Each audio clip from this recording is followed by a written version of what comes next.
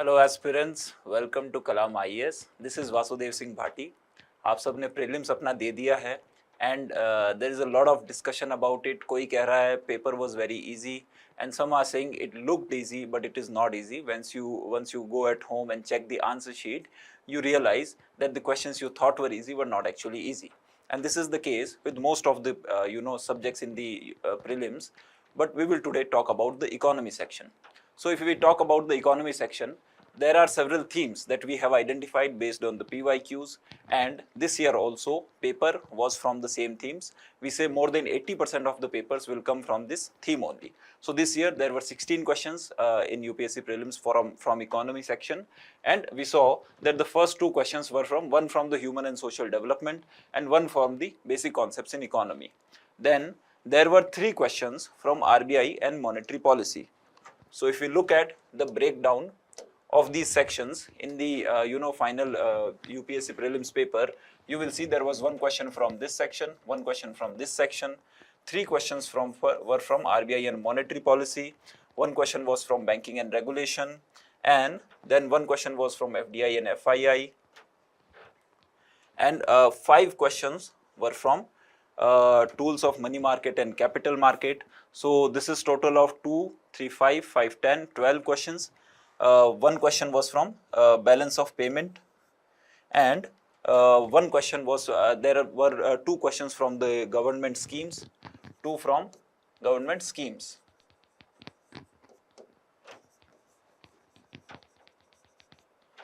And so these are total 2, 2, 4, 3, 7, 3, 10 and 5, 15, and then there was one random question which was asked from commerce, that was basically the fixed capital and the working capital question. So there were 16 questions from economy section, and 15 of those were from expected line. Out of those 15, 13 were directly from the themes that we have identified. Two questions were from government schemes, that is, you can say, were related to current affairs. And if we look at, we have already seen how the questions were divided in previous years. We saw that most of the questions, more than 80% of the questions, were conceptual in nature. But this year, the trend has changed a bit. So before that, we will talk about the level of difficulty of the questions. So when we saw the 16 questions, we saw that 7 questions were of easy category, 5 questions were of moderate, where you were easily able to eliminate 2 options. You were finally left with 2 options, and there were 4 questions which I would say were of difficult category, which were very factual in nature, and most of the aspirants did not know about them. So and if we look at the type of questions, how many of them were conceptual and how many of them were factual, on most of the years the conceptual part dominates, that is more than 80%, 90% of the questions are conceptual. But this year 9 questions out of the 16 were conceptual, whereas 7 questions were factual. So it's more or less equal. So we can say the weightage of factual question has increased in economy also this year only. This is the first time that economy has such high weightage of factual question in prelims. And in other subjects also, in even in polity and other subjects, you see that conceptual questions are taking a back seat and factual question are now increasing in the UPSC prelims. So now we need to be aware of the facts also, apart from the concepts that we learn in the classes. So now we will look at all the 16 questions of the to the Indian economy. Collateral borrowing and lending obligation are the instruments of. Now this question, I would say, is a difficult question. Why is it a difficult question? Because most people would not even have heard the name of collateral borrowing and the lending obligation instrument. And even if they have heard it, it is very difficult to determine whether it belongs to the money market, whether it belongs to the bond market or the forex market. Even if you know that this is an instrument, this is a financial instrument, what is the maturity period, you do not know about it. But the collateral borrowing, CBOL, that is CBLO, collateral borrowing and lending obligation, it is a money market instrument where the lending most of the time takes place for the 6 months to 1 year period of time, where the the government securities are exchanged, which have a maturity period from 6 months to 1 year of the time, and it is used most of the time by the financial institution. So answer to this question is money market. Answer to this question is money market. Next question is total fertility rate in economy is defined as, this is an easy question. Everyone knew what is total fertility rate. We read about it. National Family Health Survey, gives data about the total fertility rate every other year, and we read about it in newspaper. We read about it in the current affairs. So total fertility rate. The answer here is D. The average number of live births a woman would have by the end of her childbearing age. This definition is picked up directly from the World Health Organization website. So you can check the website also, that is given in the source, the final answer sheet given by the Kalam IAS. Consider the following statements. In India, NBFCs can access the liquidity adjustment facility window of the RBI. In India, FII can hold the government securities. In India, stock exchanges can offer separate trading platform for debts. Which of the statement given above is or are correct?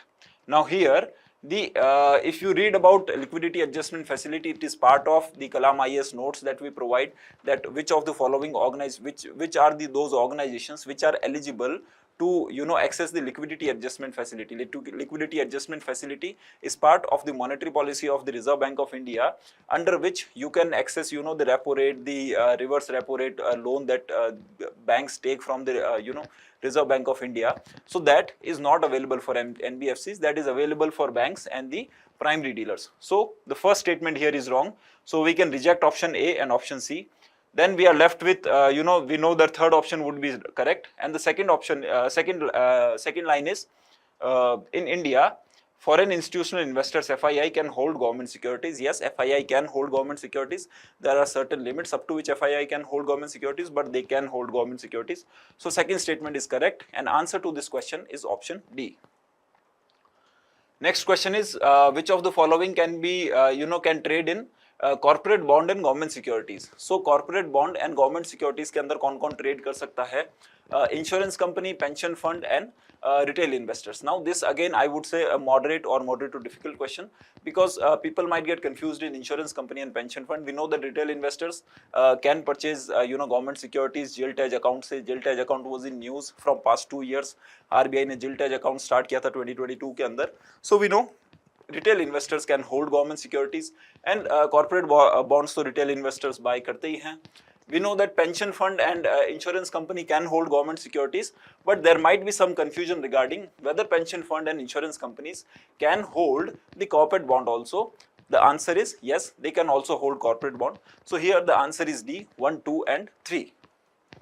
Next question is, consider the following: ETF, motor vehicle and currency swap. This was a relatively easy question. Everyone knows that motor vehicle is not a financial instrument. So the question is, which of the above is or considered financial instrument? Everyone knows that motor vehicle is not a financial instrument. 1 and 3 are the financial instrument, that is exchange traded fund and currency swap. This was an easy question. Next is, with reference to the sectors of Indian economy, consider the following pairs.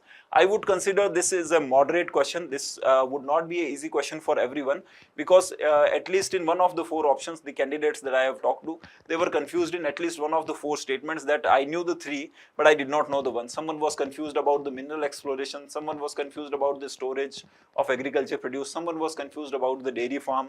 So the option here are only 1, only 2, only 3 and only 4. How many of the pairs given above are correctly matched? So starting from the bottom, weaving cloth is a secondary, so here the weaving cloth is a part of secondary industry. So fourth one is correct here. Mineral exploration, tertiary. No, mineral exploration is, mining activity itself is part of primary activity. So mineral exploration is not tertiary, it is primary. Then dairy farm is a primary activity. Whatever you produce, whatever whenever there is agriculture, mining, animal husbandry, everything is part of primary activity. So dairy farm is part of primary activity. Now the confusion most of the aspirants had about the storage of agriculture produce, whether it is secondary activity, primary activity or tertiary activity. So agriculture itself is part of primary activity, but storage, transportation and marketing of any good is part of tertiary activity. It is tertiary industry, it is not a secondary industry. So this statement is correct here. So here only 2 and 4 are correctly matched. So answer here is only 2. Only 2 of the above are correctly matched. Answer here is option B. Moving on to next question. With reference to physical capital in Indian economy, consider the following pairs. Farmers plow, working capital. Now this questions might have confused a lot of aspirants who do not have knowledge about what is working capital and what is fixed capital. This is basically a question from commerce. This is not part of economy per se, but UPSC has been asking question about commerce, like last year they asked about this beta. They asked a question upon beta, what is beta? So that question was also from financial management. This question is also part of accounting and financial management. So farmers plow, that does not mean that you start reading accounting and financial management, but there is one question every year from past 2-3 years from the commerce section. So working capital is something which is used, which is consumed in the process of production, that increases and decreases as the production increases and decreases, and you have to purchase, and that is part of the production process. Fixed capital is whereas remains fixed and does not change with the change in process of production and does not get consumed in short term. Working capital get consumed in short term, that is less than 1 year. So you will see how many of them will get consumed in the process of production and in the less than 1 year will be working capital. So petrol is a working capital. The fourth match is correct. So petrol is a working capital. Yarn used by the weaver, fixed capital, no. Yarn get consumed during the process of production of cloth. So that is not fixed capital, that is working capital. Then we have computer, fixed capital. Yes, computer is a fixed capital because that does not get consumed during the process of production. Farmers plow is a working capital. No, this is not a working capital, this is fixed capital. From one plow you can grow several crops through several seasons. So one plow can be used for multiple years. That does not get consumed, that is in the 1 year period. So here 2 of the following are matched correctly. Answer here is B, only 2. 2 of the above are matched correctly. Next is with reference to the rules imposed by the RBI. Now there were several questions from RBI, and these questions were pretty difficult because they asked questions related to the RBI policies. What is the RBI rules regarding FDI, RBI rules regarding FII, or even the foreign banks. What are the rules regarding foreign banks, wholly owned banks, banking subsidiaries? These were difficult questions because these are very factual in nature. If you do not know, you do not know. This is why I said that the weightage of factual in this year economy paper has increased. So consider the following statements. There is no minimum capital requirement for wholly owned banking subsidiaries in India. Now, even if you do not know, we know that to have any organization under RBI regulation, you will see that there is minimum capital requirement. For small finance bank, there is minimum capital requirement, that is part of our notes. For regular banking license, there is a minimum capital requirement, that is of rupees 5 lakh, that is part of our notes. So how can it be that domestic banks have the minimum capital requirement, but wholly owned subsidiaries do not have any minimum capital requirement? They have a minimum capital requirement, and that is why this statement is false. They have a minimum capital requirement, that is of 5 billion, and that is why this statement is false statement. Next is, for wholly owned banking subsidiaries in India, at least 50% of the board members should be Indian nationals. Now, in the rules of the RBI regarding the foreign banks, the rule is that at least 50% of the directors, not the board members, of the directors, at least 50% of the directors should be either Indian national or person of Indian origin or NRIs. So these three should compose at least 50% of the directors. But regarding the board members, there is no such rule for the wholly owned banking subsidiaries. So this statement is also a wrong statement. So answer here is D, neither 1 nor 2. Statement 1 is wrong. Statement 2 is also a wrong statement. So how many of the above are correct? Neither 1, neither A nor B. So answer here is D, neither 1 nor 2. This was a difficult question. If you did not know about it, it is okay. Most of the aspirants must have found it difficult also. With reference to CSR rules in India, again, this is a difficult question, but this could have been done if you had certain understanding about CSR. CSR is a 10-year-old, 11-year-old, act, 11-year-old policy, part of the Companies Act 2013. So if you have certain understanding of CSR, this question is doable. So it would be between easy to moderate category. CSR rules specify that expenditure that benefit the company directly or its employees will not be considered as CSR activity. So this was in news a lot after the COVID-19, that a lot of companies were using those resources, CSR resources, to fund its own employees. They were using that money to provide benefits to its own employees, which they cannot do. So this rule came into the highlight during the COVID-19 activities. So CSR rules specify that expenditure that benefit the company directly or its employees will not be considered as CSR. Yes, even if you use your own logic, this sound a very logical rule. So statement 1 is correct here. Second statement is CSR rules do not specify minimum spending on CSR activities. The first rule that we read about CSR is that 2% of your profit has to be used in CSR. So the minimum amount is defined by the CSR Act itself. So the second statement here is correct. How many of the above, which of the above statement is or are correct? The first statement is a correct statement.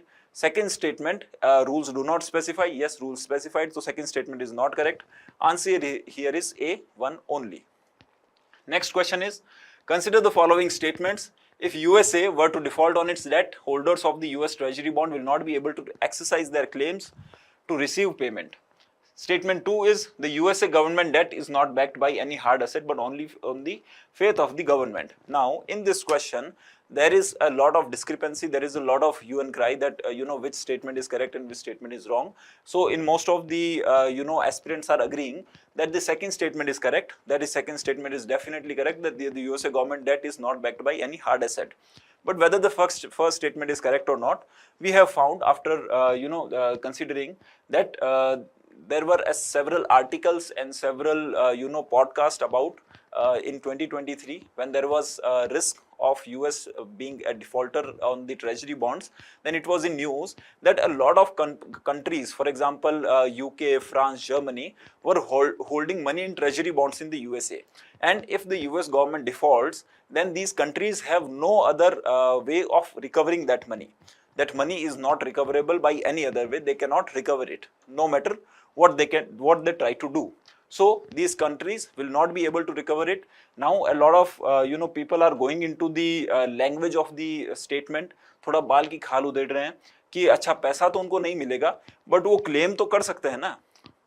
इतना detail में नहीं जाना है, simple सा बोला है कि उनको पैसा मिलेगा या नहीं मिलेगा. नहीं मिलेगा, then this statement is a correct statement, that they will not be able to exercise their claims to receive payments. So statement 1 is also correct, statement 2 is also correct, and answer is option A. That is, statement 1 and 2 are both correct, and statement 2 explains the statement 1 because they do not have any hard asset, they do not have any gold through which the money can be recovered, and that is why if the USA government defaults, then treasury bond money cannot be recovered any whatever method they use. So answer here is option A.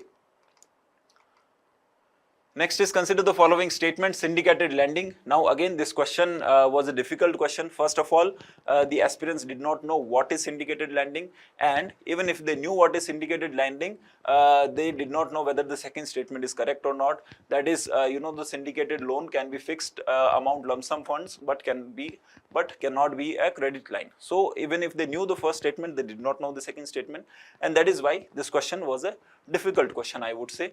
Syndicated lending is basically when a group of people are giving money to someone. So the loan amount is so huge that one person cannot give that loan. It happens most of the time in infrastructure companies and big corporates that several banks will give loan to one person. So syndicated lending is basically multiple people giving loan to one person, and lending spreads the risk of borrower default across multiple lenders. Yes, if there are multiple lenders, then the risk is spread. So the first statement is correct. Second statement is loan can be fixed amount lump sum of the funds but cannot be a credit line. This statement is a wrong statement. Loan can be fixed amount also. Loan can be a credit line also. So if the second statement is correct, then the answer here is option C. That statement 1 is correct, but statement 2 is incorrect. So answer here is option C. Next question, consider the following statements in respect of digital rupee. Now digital rupee के ऊपर RBI ने पहले भी question पूछा हुआ है. Again RBI has asked this question. This is a sovereign currency issued. This is, I would say, an easy question. It is a sovereign currency issued by RBI in alignment with its monetary policy. Yes, it is issued by RBI and it is a sovereign currency. So first statement is correct. It appears as a liability on the RBI's balance sheet. Any currency, any money that is with us is a liability of RBI, because RBI says that मैं धारक को पैसा अदा करने की मतलब जिम्मेदारी लेता हूँ. So that RBI owes that money to us, and that is why that is a liability of RBI. It is insured against the inflation by its very design. No, it is not insured against the inflation. Actually, its value is linked to the rupee only. So 1 rupee will be equal to 1 digital rupee. So third statement here is incorrect. Fourth is, it is freely convertible against commercial bank money and cash. Yes, this is freely convertible. So answer here is option D, that is 1, 2 and 4. Now comes the the international the balance of payment aspect of this economy section. That is, first statement is, India does not import apples from the United States of America. Now अगर आपने ठीक है economy पढ़ी या नहीं पढ़ी है, but आप अगर एप्पल खरीदने कभी गए हो तो वो सब्जी वाला बोलता है अमेरिकन एप्पल है भाई साहब. सो अमेरिकन एप्पल तो सब्जी मंडी में ही मिलती है. अगर आपने इकोनॉमी की पढ़ाई की हो ना की हो, आपने सब्जी खरीदी, आपने फ्रूट्स खरीदे मार्केट में जाके, तो ही आपको पता होगा कि this statement is a wrong statement. And if this statement is a wrong statement, आगे हमें कुछ पढ़ना ही नहीं है. There is only one option where it is said that statement 1 is incorrect, that is option D. And answer here is option D without applying any other more mind in this question. ठीक है. So this, I would say, a easy question, because again, even if you do not know it, this is a very extreme statement that India does not import apples from the United States of America. कोई ना कोई तो थोड़ी बहुत Apple तो import कर ही लेता होगा. This statement to be true, it has to be a very extreme statement. So extreme statement most of the time गलत होते हैं, जो यहाँ पे भी applicable था. So answer here is option D. Next comes the consider the following statements. Recently, Venezuela has achieved a rapid recovery from its economic crisis and succeeded in preventing its people from fleeing, emigrating to other countries.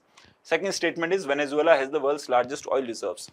Now, the first statement is inspired directly from the current affairs news. So if you followed the current affairs, if you read the newspaper, then you would know that there is a huge emigration, that is outflow of people from Venezuela because of the economic crisis. A lot of people are fleeing the country, and that is why the first statement is a wrong statement. And if the first statement is a wrong statement, then there is only one option, that is option D. Statement 1 is incorrect, statement 2 is correct.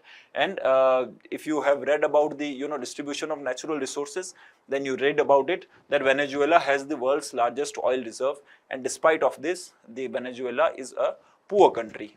So answer here is option D. 1 is incorrect, statement 2 is correct. This is the last question, the 16th question, regarding the government scheme Pradhan Mantri Shram Yogi Mandhan Yojana.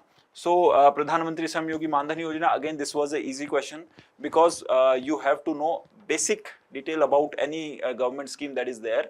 So entry age of the group for enrollment in the scheme is 21 to 40 years. No government scheme has an entry age of 21 years, because the government recognizes that 18 years is the age when you become an adult. So all the government schemes have an entry age of 18 only. 21 तो किसी का भी नहीं है. So the first statement is a wrong statement. Then a specific contribution shall be made by the beneficiary. This statement is correct. Each subscriber under the scheme shall receive the minimum pension of rupees 3,000 per month after attaining the age of 60 years. This statement is also correct. The fourth is family pension is applicable to spouse and unmarried daughters. Here unmarried daughters is not a correct part of the statement. It is available only to the spouse. So answer here is 2 and 3 only. That is option B. 1 and 4 are wrong statements here. So answer here is option B, 2 and 3 only. So we saw that the factual questions have increased this year. We also saw the level of difficulty in economy section has increased, but overall if we see, considering the 2023 paper, the paper is relatively easy. I would not say easy, it is just not as difficult. Now if you are getting marks, if you have tallied your marks, you are getting marks anywhere above 80 marks, I think you should be preparing for mains. Not because that the cutoff will be low or high, but because no one knows where the cutoff would be. In the past 4-5 years, no one has been able to predict the cutoff. So you should not also try to predict the cutoff. Whatever the marks you are getting, if you have the self-control, then don't even look at the, don't even try to tally your marks. Just focus on your mains. That's it from my side. Thank you very much.